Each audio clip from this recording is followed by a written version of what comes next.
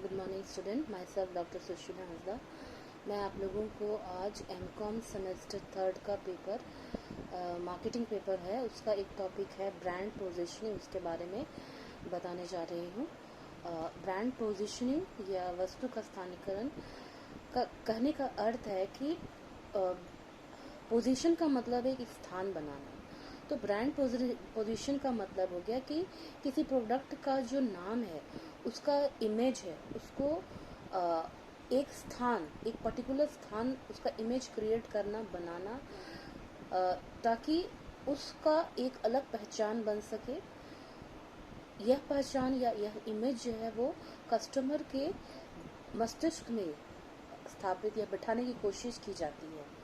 तो डेफिनेशन में अगर हम लोग जाएं तो हम लोग देखते हैं कि positioning is the act of designing the product and service offering of a company in the mind of the customer so that the consumer can relate the product and service offering to need or want. Second है, the marketer can create a distinct image of himself. Third, the consumer can perceive a brand characteristics relative to those of competitive offering. It is a process of creating an image of the product and service offering in the mind of the consumer. कहने का अर्थ है कि brand positioning में किसी भी वस्तु के गुण को लेके, उसके क्वालिटी को लेके उसका एक अलग पहचान बनाया जाता है कस्टमर या कंज्यूमर के माइंड में। कि पोजीशन बनाना यानी कि कस्टमर अगर कोई जब किसी वस्तु के बारे में सोचे तो उसको सबसे पहले वही प्रोडक्ट याद आए, समझ आए। फॉर एग्जाम्पल, अगर हम कोलगेट या पेस्ट की बात करें तो जब हम पेस्ट की बात करते हैं तो हमारे माइंड में एक पर्टिकुलर ब्रांड का नाम आता है। सपोज कीजिए कि अगर आपको आपकी नीड को सेटिस्फाइड करता है कोलगेट, तो अगर आप पेस्ट कहोगे तो आपके सबसे पहले माइंड में आएगा कोलगेट। कहने का अर्थ है कि उसका इमेज ऐसा बनाना, एक ऐसे जगह बनाना किसी प्रोडक्ट की कि वो एक अपने कंपटीशन से, अपने कॉम्पिटिटर से उसका एक अलग ही पहचान बन सके। तो इसे हम लोग, ये जो प्रक्रिया होती है ब्रांड पोजीशनिंग की प्रक्रिया होती है।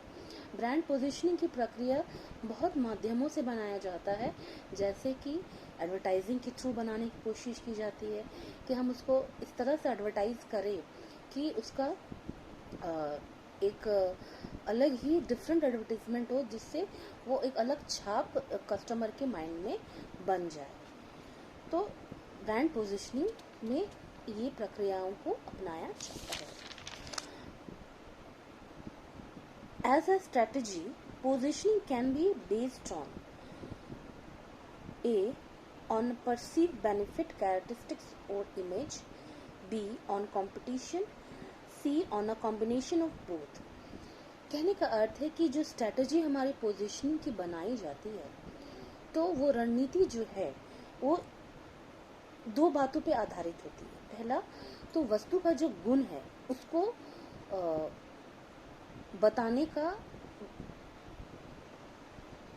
बताया जाता है, या प्रतियोगिता के आधार पे जो हमारा कॉम्पिटिटिव प्रोडक्ट है उसके आधार पे हम उसकी ब्रांड पोजीशनिंग करते हैं। सपोज कीजिए कि आपकी जो प्रोडक्ट है उसका सबसे क्वालिटी जो है, जैसे आपका जो डेटॉल हैंड वॉश है, तो वो हैंड वॉश की क्वालिटी को बताना कि ये ज़्यादा जो उसका क्वालिटी है, गुण है, कि वो बहुत देर तक प्रोटेक्ट करता है आपके हैंड को हार्मफुल बैक्टीरिया से। तो इस चीज़ को बताने की कोशिश की जाती है थ्रू एडवर्टाइजमेंट कि आपका जो हैंड वॉश है वो ज़्यादा टाइम तक, लॉन्गर टाइम तक आपका हाथ को क्लीन करके, बैक्टीरिया से मुक्त करके रखता है। या फिर आपको ब्रांड पोजीशनिंग प्रतियोगिता के आधार पे भी बनाई जाती है कि आपका जो कॉम्पिटिटर है वो उसका पोजीशनिंग कैसे कर रहा है, वो कैसे एक अलग इमेज बनाने की कोशिश कर रहा है। तो उसको ध्यान में रखते हुए हमारी भी ब्रांड पोजीशनिंग वैसे ही होगी। तो अब हम लोग देखते हैं जैसे कि फॉर एग्जांपल हम सर्फ एक्सेल और एरियल, ये दो वॉशिंग डिटर्जेंट है। तो ये जो दो वॉशिंग डिटर्जेंट है, तो ये लोग अपनी ब्रांड पोजीशनिंग कैसे करते हैं? Through advertisement. ये लोग कहते हैं या कोशिश करते हैं कि हमारा जो सर्फ एक्सेल है वो थोड़ा पाउडर में ज़्यादा यूज़ हो जाता है, या वो कम खर्चा, उसका बजट जो प्राइस है वो कम है। तो इस तरह से लोग अपने ब्रांड को पोजीशन करने की कोशिश करते हैं कि हमारा ब्रांड जो है वो कॉम्पिटिटर ब्रांड से किस तरह से डिफर करता है, थ्रू क्वालिटी, वस्तु का गुण, वस्तु का प्राइस, दोनों में ही वो अलग है। जैसे 10 रुपए में जो है दाग अच्छे हैं, या फिर इस तरह का जो बनाने की एक इमेज बनाने की कोशिश की जाती है कि हमारा जो सर्फ है वो दाग अच्छे हैं और वो 10 रुपए में भी क्लीन हो जाएंगे और एक बकेट में काफ़ी कपड़े धुल जाएंगे। तो इस तरह का जो एक इमेज, एक पोजीशनिंग बनाया जाने की कोशिश की जाती है ब्रांड पोजीशनिंग प्रोसेस में, ताकि लोगों को लगे, उसके माइंड में ये हो कि अगर हम 10 रुपए में भी हमारा बजट के अकॉर्डिंगली हम वस्तु को जो है यूज़ कर सकते हैं, उस सर्फ को यूज़ कर सकते हैं। दाग अच्छे हैं, दाग खराब नहीं है, क्योंकि उस सर्फ के थ्रू जो वो धुल जाएंगे, इसलिए दाग अच्छे हैं। तो इस तरह का ब्रांड पोजीशनिंग बनाने की कोशिश की जाती है, कॉम्पिटिटर को ध्यान में रखते कि उसने अपनी किस तरह की पोजीशनिंग की हुई है और उसको वो किस तरह से डिफीट कर सकता है, अपना प्रोडक्ट का क्या इमेज बनाना, यही ब्रांड पोजीशनिंग है। इसके बाद हम लोग देखते हैं कि वो कौन कौन से आधार हैं जिसके अकॉर्डिंगली ब्रांड पोजीशनिंग किया जाता है। सबसे पहला तो है कि प्रोडक्ट का benefit, problem, solution and basic needs, यानी कि जो प्रोडक्ट का जो बेसिक नीड होता है, बेनिफिट्स होता है या क्वालिटी, उसके आधार पर ब्रांड पोजीशनिंग की जाती है। फॉर एग्जांपल पेप्सोडेंट को ले तो पेप्सोडेंट किस तरह की ब्रांड पोजीशनिंग करता है, उसका जो प्रोडक्ट है उसकी क्वालिटी को बताता है। जैसे डिके प्रिवेंशन, क्लोजअप है कि फ्रेश ब्रेथ के लिए वो अपना ब्रांड पोजीशनिंग करता है। सेंसोडाइन जो टूथपेस्ट है, वो उसकी क्वालिटी क्या है कि वो सेंसिटिव टीथ के लिए ज़रूरी है। सेंसिटिव टीथ जो है तो उसके लिए वो बना के रखा है अपना इमेज कि मेरा प्रोडक्ट जो है वो ऐसे दांतों के लिए है जो कि आपका सेंसिटिव दांत है, तो उसके लिए उसने उस तरह की एडवर्टीजमेंट बना के रखी हुई है। क्वालिटी को भी आधार पे रख करके भी ब्रांड पोजीशनिंग की जाती है। जैसे कि सोनी टेलीविजन अपनी क्वालिटी को लेकर के ही ब्रांड पोजीशनिंग करते हैं। फोर्थ है आपका प्रोडक्ट यूजर। कुछ ब्रांड पोजीशनिंग का आधार क्या लोग एडवर्टाइजर बना के रखते हैं कि जो प्रोडक्ट के यूजर है, जैसे कि वो ऐसे सेलिब्रिटी को हायर करते हैं या उससे प्रचार करवाते हैं कि लोगों को लगता है कि अगर उस पेन को हम यूज़ करें तो या हम जैसे कि पार्कर पेन जो है, तो पार्कर पेन का एडवर्टाइजमेंट सेलिब्रिटी अमिताभ बच्चन करते हैं, तो उनके थ्रू ये ब्रांड इमेज बनाने की कोशिश की जाती है। नेक्स्ट आपका है प्रोडक्ट यूसेज। प्रोडक्ट यूसेज का अर्थ है कि वस्तु की उपयोगिता के आधार पर भी ब्रांड पोजीशनिंग की जाती है। फिर नेक्स्ट है स्पेसिफिक यूज। स्पेसिफिक यूज करने का अर्थ है कि कुछ चीज़ें हैं जो कि उसका किसी खास ओकेजन में ही इस्तेमाल किया जाता है, तो उसके आधार पे भी उसकी ब्रांड पोजीशनिंग की जाती है। जैसे ग्रीटिंग कार्ड्स जो है, ग्रीटिंग कार्ड्स हर ओकेजन के लिए अलग अलग होते हैं, तो उस तरह से आपका ग्रीटिंग कार्ड बनाया जाता है। नेक्स्ट आपका है सर्विसेज।